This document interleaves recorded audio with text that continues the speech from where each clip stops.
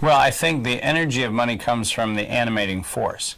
And the animating force is, at the end of the day, the energy that people bring to their interaction with money. So if I'm looking at the utility as a utility, then I'm pretty agnostic about it. I use it when I have it, and I have a context in which it's helpful, and then I use it.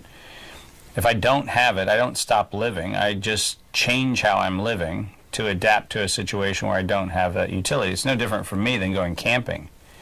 When I go camping, I don't take along an electrical appliance, not because I don't want to have something that's cool. It's because I don't have in my tent a generator that actually, allows the appliance to work. That doesn't mean the tent is somehow less or more than the house I live in.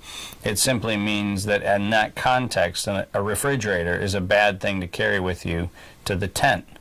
But what I will do there is I will find a stream, and I'll put the bottles of water, or I'll put the food that I want to keep cool in the stream, because I know that the water is going to keep my food cool or my water cool. I have a stream at the house, and I could very easily go most of the year, and I could put the beverages I want to drink tomorrow in the stream, and they'd be a nice cool temperature when I decide to drink them. I don't do that. I put it in a fridge. That doesn't mean I'm insensitive to my ecosystem. It means that in my ecosystem I have a series of options, and the option that I happen to choose when I'm in the house is I put the stuff in the fridge. But I could put the stuff in the stream and achieve the same objective, because most of what I want cool doesn't require cold. Most of what I want just requires cool. So the concept in Pennsylvania, where my family is from, is to have a spring house. And you built this big, thick-walled spring house, and you stored food in there, and it stored for long periods of time perfectly fine at a nice, cool 50 degrees or 55 degrees. And it sat kind of there year-round, and we had great geothermal properties that kept things at a nice even temperature, and it worked perfectly fine. A lot of my family still uses those spring houses if you go up to Lancaster County, Pennsylvania.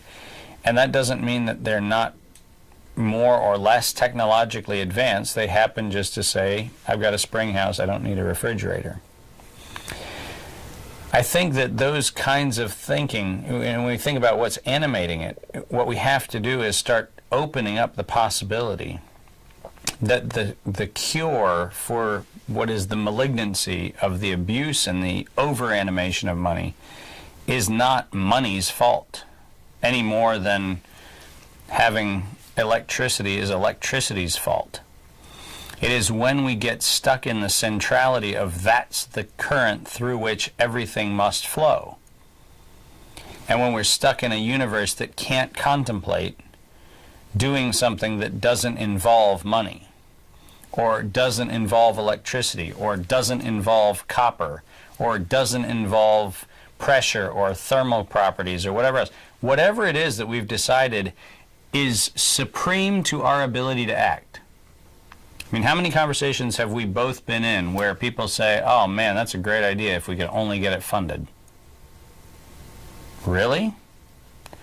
So the greatness of the idea is capriciously and arbitrarily determined by this disembodied wisdom in the form of money that is going to make its kind of wisdom decision. It's, the blind justice sitting up there saying, well, that was a crap idea. Nobody funded it.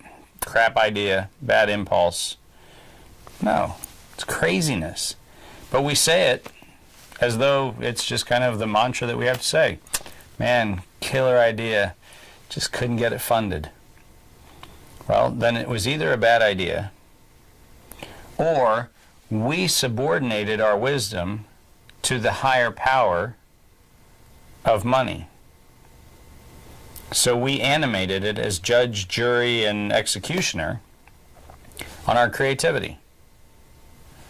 And I'm finding it interesting, the more I spend time with people engaged in transformative thinking around the economy, I am absolutely fascinated by the number of people who tell me, yeah, we could really do some transformative things, but we've got to find a funding source for it.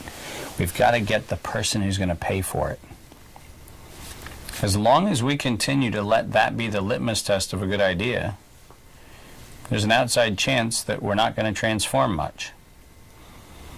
And I would go as far as to say that I think that there are certainly energies in the system that are more than happy that every good intention in our system right now allows itself to be filtered through the filter of getting funded.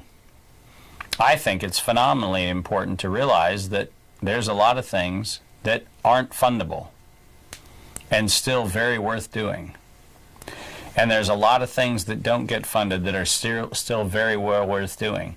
And when we think in terms of saying that our animation capacity is only proportional to the amount of money that we have, I think we've turned money into something that it isn't. It's no longer a utility. It's the arbiter of our living. And that's not a role that it should play. And it's not a role that it can play. And when it is put in that role, it leads to system failure.